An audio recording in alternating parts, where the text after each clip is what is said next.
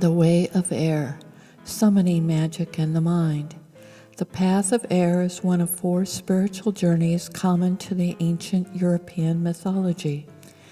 Each path converges on a center where one can then go on to higher spiritual goals. Although Joseph Campbell touched on these paths in his book on primitive mythology, he made famous the hero's journey. This story, or part of it, is so popular that it became a template for Hollywood, yet many stories do not follow this template and feel forced when put into it. Here is an attempt for the Maltese Falcon. In my videos on story and plot, I go into this in great depth, but you can see that the template doesn't seem right. The hero's journey maps well onto the plot archetype of the rise of the climax. If we look more closely at the trickster's tale, or fall, we can use this model, but better yet, we can reverse the template for the full journey up into the real world and falling back into the magical world. The Maltese Falcon works extremely well on the truncated template or reversed hero's journey with the arrival of a magical stranger who never gets the woman but is there to effect justice against enemies who are oppressive and corrupt. Rarely do we see the complete story, but the Godfather trilogy is a brilliant exception. If you want to see more about plot and story, look at the other videos or pause this one on the slides. The Trickster's Tale, a rebel with a cause gone wrong. Alistair Crowley said, "The true self is the meaning of the will. Know thyself through thy way. Calculate well the formula of the way. Create freely, absorb joyously, divide intently, consolidate completely. Work thou, omnipotent, omniscient, omnipresent, and in and for eternity." The path of air is the path of the trickster. Tricksters range from paladins to private eyes, comedians to wizards, lawyers, judges, politicians, diplomats, philosophers, and computer programmers, and all those who protest against society's oppressions. Tricksters generally have no gender, as they are descended from ancient shamans. But what they have in common is a longing to right injustice, poke fun at authority, and sometimes to break the rules. Stories range from mysteries to vigilante stories, comedies like the Comedy of Manners, and witty parodies and satires or bite-or-bit stories. Our myths are full of the trickster, sometimes as the ancient Santa Claus or Lord of Winter filled with gifts, the two-faced year-end, or the Lord of the Underworld, Hades, often seen as a villain pitted against the hero.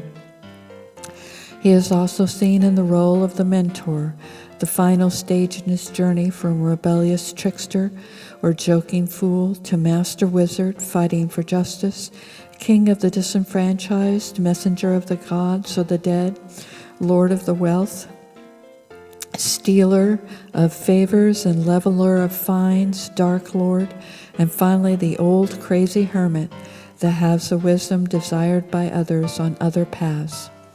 His is the fall of grace, or the story of Lucifer, the winged angel who became the devil. Chapter 1, Learning Magic. P.J. O'Rourke said, "For the people in government, rather than the people who pester it, Washington is an early rising, hard-working city. It is a popular delusion that the government wastes vast amount of money through inefficiency and sloth. Enormous effort and elaborate planning are required to waste this much money." The person who uses air magic is usually gifted with intelligence and seen as a nerd or a person who values knowledge and skill above being popular. People no more trust intelligence than they do talent. This may seem rather odd since they trust without question someone who is beautiful or popular. It is because of charm. The god and goddess of water and earth magic hold their magic through charm, or the grace and bounty and luck of being who they are. The witch and the magician do not have charm. They are from the other world and are great wielders of magic, but do not stand in for magic. Magic is an instrument for the magician. He is not a maker of magic, but a user and a learner of magic. The power of water magic is in clan politics, and the power of earth magic is in defending the clan. But the user of air magic is a master of politics. He is the director of the created world and has the job of getting people to do as he sees fit. The task of air magic is to set straight the willful deeds of the actors, to oppose them, to expose them, torment them, and sometimes reward them. The user of air magic is the great picador, or tormentor, or demon, or trickster. He is the representative of an individual justice and an individual power in a world of the collective.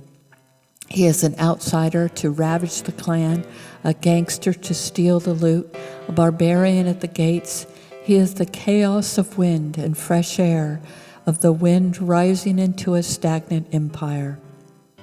At one point, this character was the shaman of the tribe, wearing his bird cloak, taking on the masks of the raven, eagle, coyote, or monkey, and running back and forth and back between the two worlds, settling disputes between the gods and humankind. In these modern times, his magic is almost as strong, for his great profession was always law. He is both the lawyer and the interpreter of the law, sometimes the judge or the vigilante or the insurrectionist. When the common situation of people becomes oppressive and law is in the hands of political pull and political favor, the trickster stands forth as the righter of wrongs. For this, he is often violently punished. All over the world, trickster stories are often more popular than heroic stories, especially when the heroic is as oppressive and the politics of the day are killing off more people than they are helping. But inside everyone is a bit of the wind, a bit of the trickster.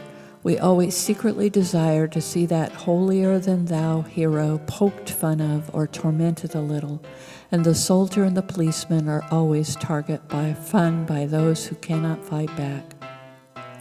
Perhaps the most popular of tricksters is Bugs Bunny. For those of you who are enamored of Alistair Crowley and hold magic to be the highest of studies, there is Bugs Bunny. For a magician to be effective, every shaman knows he must be, in part, Bugs Bunny. He must have the irreverent, fearless attitude of the underdog fighting back and winning through guile and not a little zaniness. Air magic is a typical way that people come into magic. They desire to use their magic, to wield the tools of magic, to control magic and make magic do their bidding. For many, the path of fire magic is too uncertain, producing unclear results. It is unwieldy and requires discipline for no reward. Air magic, while just as powerful, seems easier to use and dominate with the mind.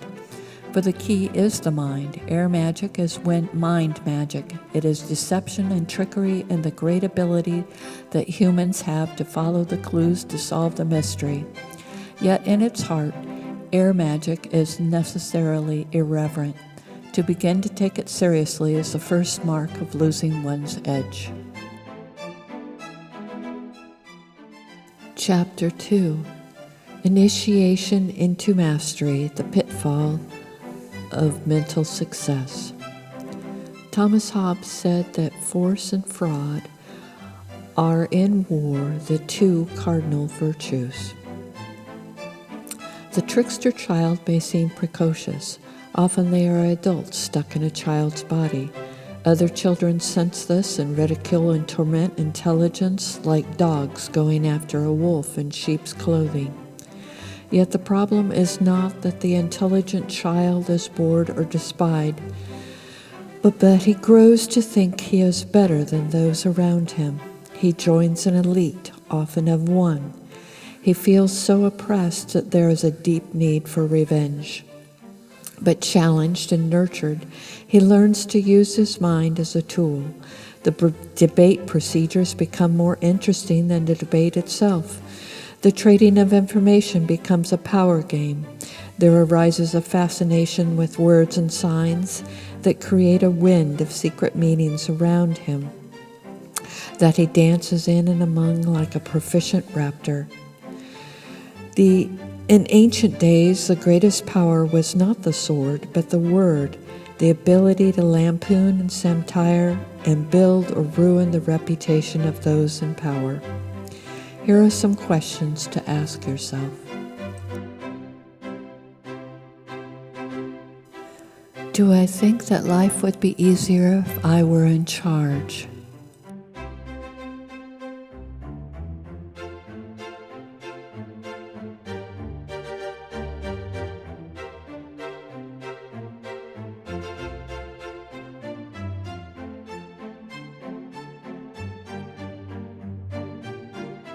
When I meet a smart person, do I feel the need to cut them down or to prove myself?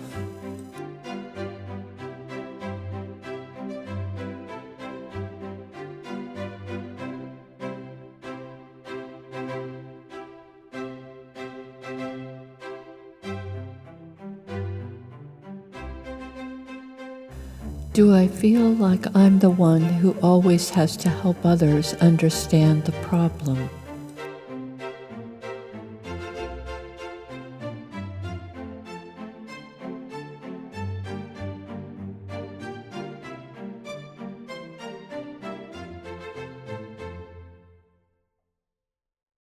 Do I get angry when others are picked on by popular people or strong people?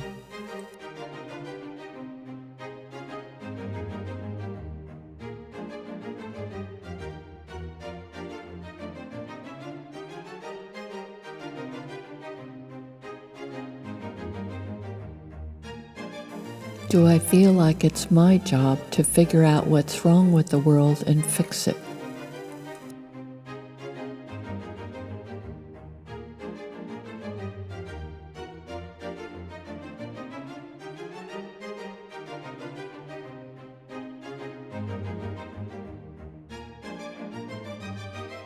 Do I think that bad rules are there to challenge me to break them?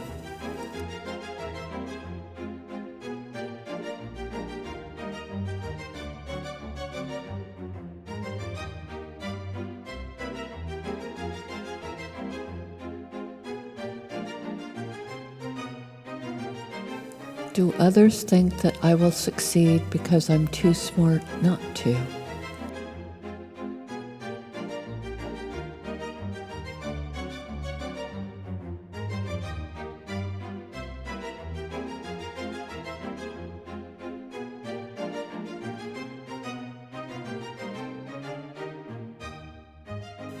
Am I going to get revenge for all the years I wasted with idiots?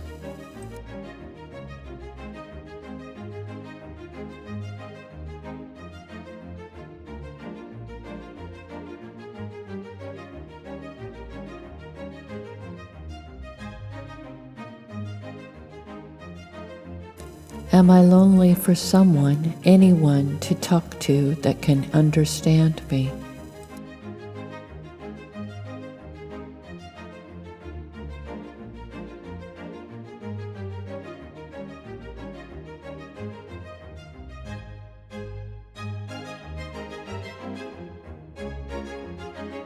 Chapter 3.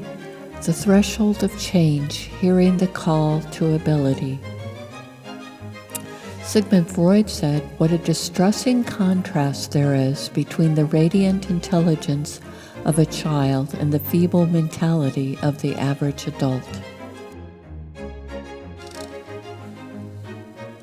Around the age of 3, children begin to learn the art of telling stories.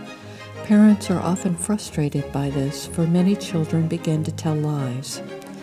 Users of air magic are the children who learn the rules and the way of stories and begin to manipulate the world around them. Almost all of the child's skill is geared toward getting control of the drama. This means comprehension, understanding, modeling, and practice. Some children of air magic never learn the basic fact that the map is not the territory. They hang out, waiting for the opportunity to escape the prison of their life and take up the challenge to chase down the problem and solve it. To do this not only requires a skill set beyond normal to get out of their own personal boredom, but it takes a will to meet the challenge of the gatekeepers, who will often duel with the initiate to test his skills.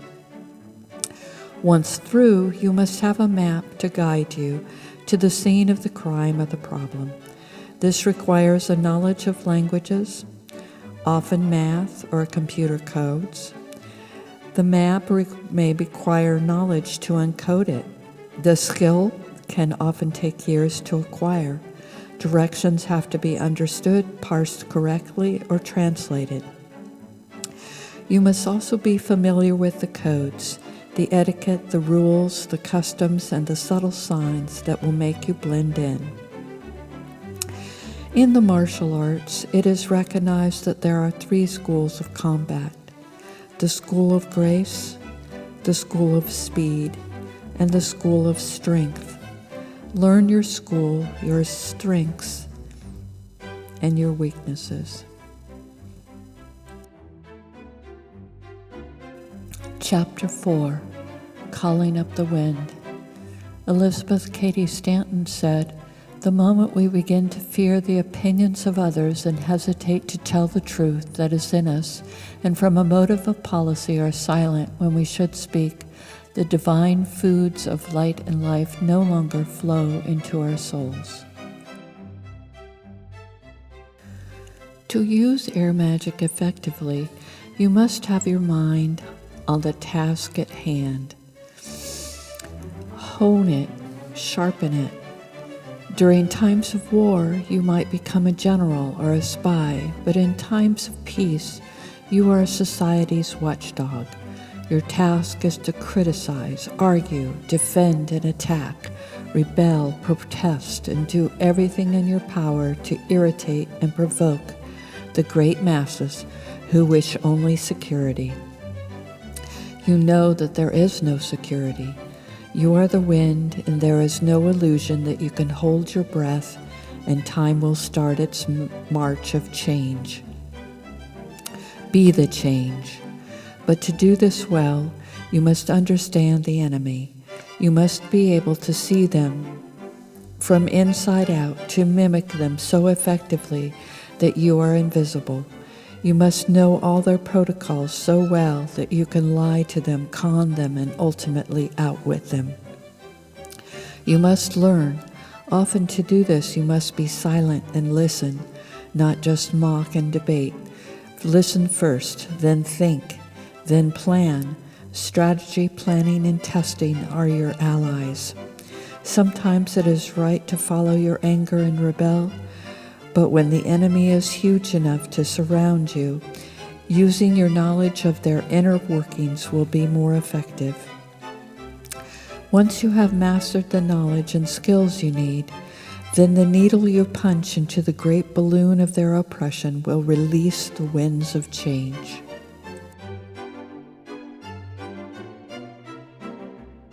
Chapter 5, The Protection of Trickery. As Mary Poppins once sang, supercalifragilisticexpialidocious, even though the sound of it is something quite atrocious, if you say it loud enough, you'll always sound precocious. Supercalifragilisticexpialidocious. Yes, Mary Poppins was a trickster too. She was quite a wizard. Her job was to go and shake up families so they would understand that love is more important than security. And Murray shows us the importance of a trickster, of the use of disguise. For the witch, invisibility and personas help distance her from people who exhaust her or use her. For the magician, disguise is used to get closer to people, to win your way past their defenses and their homes if need be. Humor is another form of trickery that can disguise your intentions or distract your opponents. Distraction is the middle name of any good trickster. All along the path of magic, both the way to protect the false self and the way to protect the ability to effect change involve trickery. It is time to speak of the devil, probably one of the greatest tricksters and the most feared. Remember that the devil is just another dark lord who is king of hell. He fell there in his arrogance. Part of the task of the user of air magic who is on the path of justice is fooling the enemy. When justice is done and the trickster is found out to have fooled everyone and thus exposing the king, he is often punished, usually by being buried alive or cast into hell. Often he is a close brother to the person who punishes him. In the other world, as king of the dead, he suffers again from boredom and takes some pleasure in tormenting the souls that come to him. But his cynicism and hatred grow, and he longs for some kind of challenger to defeat him and give him peace. In real life, often the most clever criminals are recruited by law once they are caught to help train their employees.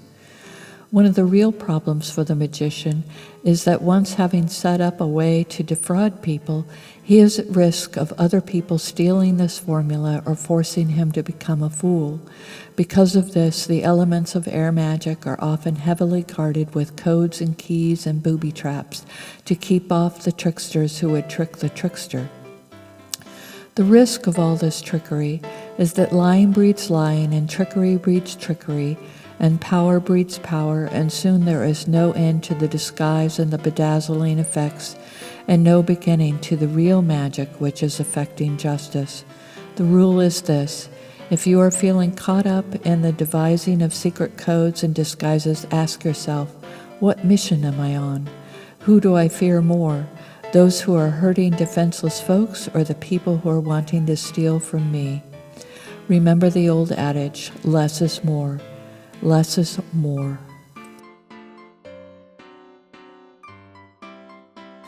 Chapter 6. Falling into Cynical Boredom. George Bernard Shaw once said, "The power of accurate observation is commonly called cynicism by those who have not got it." Once you have brought about a change in the ordinary world, you may have racked up a host of enemies doing it, or at least they look like enemies. They should be enemies. You would want revenge if you were in their shoes. It is difficult to forget that you have done them a favor and now you are being punished for it. Things go sour for you. The taste of the world, once hard-won taste of heaven, now pale and cannot please you any longer.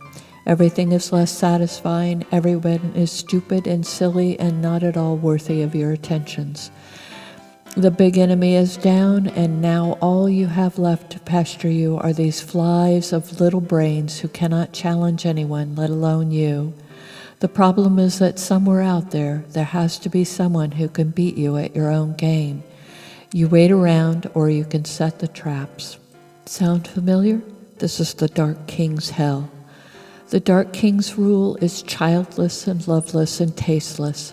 All he secret desires is to be freed by the enemy he fears. Many animals, in their fear, puff themselves up to look larger. Cats do this, some lizards, and a little fish called the pufferfish.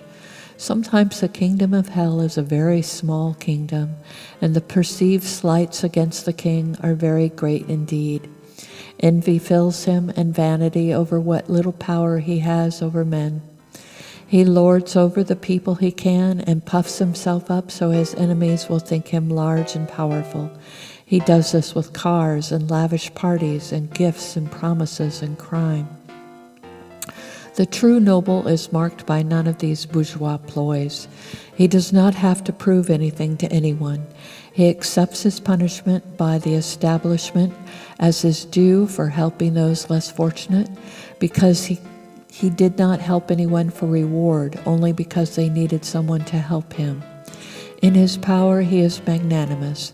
In his fortune he is generous. In his ability he is humble. And everyone can see that he has no enemies, or they have scattered all like the rats they were. Here are some questions to ask. Have I ever messed with someone just because I was bored?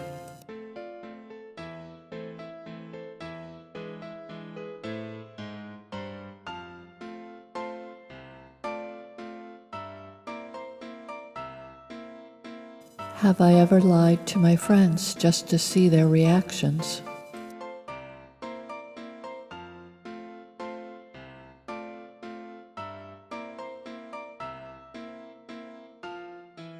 Have I ever teased someone just to entertain and impress someone else?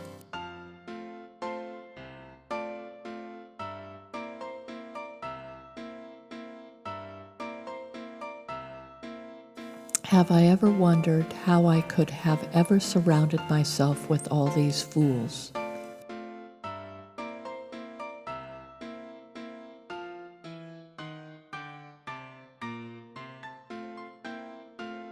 Have I ever slandered someone to promote my own ambitions?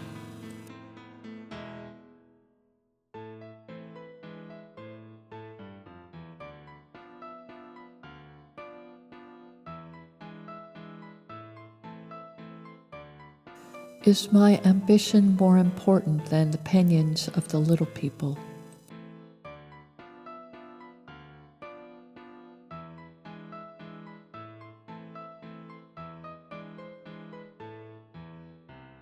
Have I ever forced someone to rat out on someone else?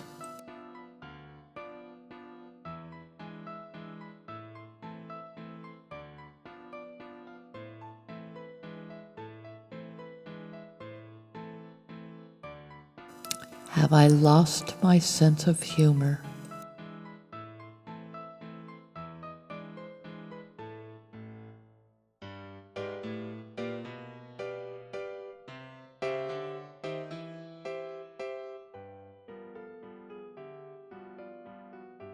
Chapter 7, Becoming the Magus. Confucius said, "Learning without thought is labor lost. Thought without learning is perilous." For most workers of air magic, there is only one card that speaks to them, that of the Magus. Of all the practitioners of air magic, Alistair Crowley is probably the most famous, not only for his book on magic, but his vision of a tarot deck. By Crowley's interpretation, the Magus is both angel and ape wound together in the thread of man. His roots are in both Thoth and Set, and in the ancient Shaman. But in the pantheon of gods, he became the messenger, Hermes, servant to the earth god Zeus. Born of the noble class, he is the power behind the throne, deciding the tenure of the king, helping decide matters of taxation, trade, diplomacy, and war. He decided lawsuits as both lawyer and judge, gave life and death, and decided the value of people. In modern times, he was the prime minister, as he had been the jester or the grand vizier before. To master the chaos of air, you must be multi-talented. The wind rose was famous for the powers bestowed by the winds. Here is one interpretation. The northeast, the power of bribes.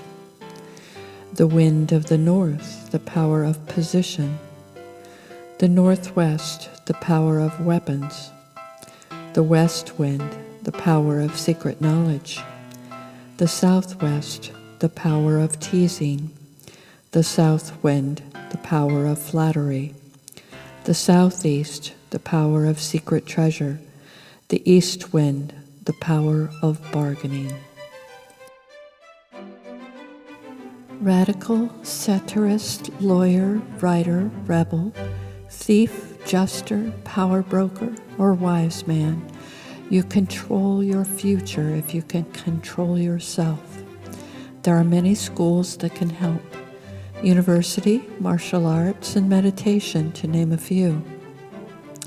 Another interpretation of the wind rose gives you a better interpretation of the disciplines you must learn. The east wind, Solanus, the power of patience. Eurus from the southeast, the power of meditation. Zoroaster, the power of reflection. The south wind, Auster, the power of song. Notus, the power of knowledge. Africus from the southwest, the power of understanding. The west wind, Zephyrus, the power of poetry. Stannis from the northwest, the power of lore. Erebus, the power of research. The north wind, Boreas, the power of intelligence. Aquilo, the power of exchange. Volturus from the northeast, the power of conversation. Going into any mental school requires great discipline. If you have already mastered the wind rose, you can harness the wind to ride out any storms along the way. You must think of yourself as an albatross floating on the currents, rather than a peacock able to fly but pulling that ridiculous tail of pride and decoration behind you. Watch the wind. Feel the wind at your back and your face. It cannot be tamed. It blows in the storms, but it also teases. Study Zen or the ridiculous teaching stories of Nasruddin in the Sufi schools. Look to comics, but remember, without schooling and discipline, those magical fireworks will blow up in your face. Chapter 8. Black Magic and Greed. As Michel Foucault said, to those who still wish to talk about man, about his reign or liberation, to all those who still ask themselves questions about what is in his essence, to all those who wish to take him as their starting point in their attempts to reach the truth, to all these warped and twisted forms of reflection, we can only answer with a philosophical laugh, which means, to a certain extent, a silent one. Possibly the greatest body of civil law existed among the ancient Celts, who settled disputes with lawyers rather than kings. To this day, lawyers represent the best way to maintain civilized standing with the use of restitution rather than imprisonment. However, in most of history, rulers, both grand and petty, exacted tribute from the people they ruled. Tribute usually took the form of taxes on goods and services, or on passage along rivers, or on the land itself. In fiction, we see tributes exacted by petty lords and call it graft. Hades was the king of the underworld and also of the dead, but he was the god of riches. The great trap of the path of air is getting control of money. Money is not wealth, it is information. Wealth comes from creating something of value. Money is a way of deciding value. The trap is in wanting money, a lot of it. Money for status, money for goods, money for its own sake. More often, people on the air path want money for bribes. Bribes lead to a dark place where you are in control of all the fools that need to come to you for permission to trade or buy, or even permission to hold their own power in their own petty kingdoms. Gone is the freedom of law and restitution, and in its place is a system of graft and bribes that buy favors and permits to go about living. All those with any power, fall into the trap of ruling the land of the dead, where no one can live or move without money. Money is not the root of evil. The root is wanting control of money, wanting control of information, control over transactions and travel, control over the living. Having fallen into this trap, the only way out is to walk away, for your kingdom will fall, either from without or within, and you will be forced out or thrown out. If you are caught, you must have patience. Loki was caught and chained below a serpent dripping poison for his crimes. Do not swallow the poison. Try to remain free from corruption. Do not strain against the bonds. Serve your time and read or study. Do not eat the food and the drink for the dead. Do not become a prisoner. Do not call up the wind from the pit. It is an irritant, not a reality. Relish in your own destruction. Throw off the layers of pollution from your life so you can fall free and fly when the time comes.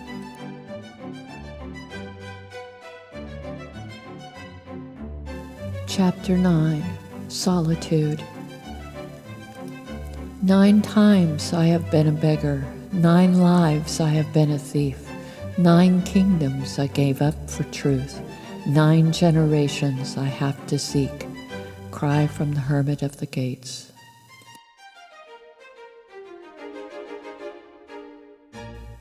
Once released, you can become wise, free of all the craziness of the world, free of all the politics and the rushing winds of change. Meditation is your best friend. Be the old hermit. Be the one who sits still, empty of all the discursive thoughts of the young. You may look back and wonder at the destruction, even that it was caused by you. But for now, for this time, you can be quiet. You can listen to the weather and to the birds and to the changes of the air. And if someone comes to ask you for help, you can be that mysterious man who merely says, "Feel the force within." In age, you have found quiet. You can look up into the skies and see the wind in the clouds and the wind in the wings of the passage of birds of time. Be that wind, those birds, light and free of all but your hollow self.